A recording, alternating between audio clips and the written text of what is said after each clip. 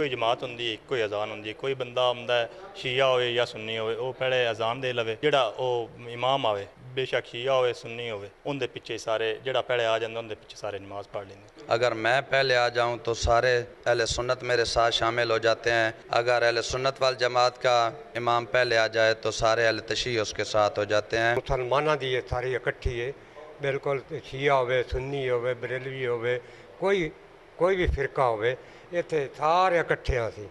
ये मस्जिद ज़ैनब दौलत सदात का ये कमरा के माटो है कि हमने बतौर मुसलमान रहना है, शिया सुन्नी नहीं रहना।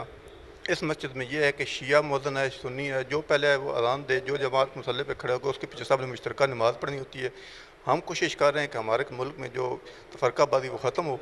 एक बतौर मुसलमान हो, शिया सुन्नी के तौर पर हम नहीं रहना चाहते, हम बतौर मुसलमान रहना चाहते हैं।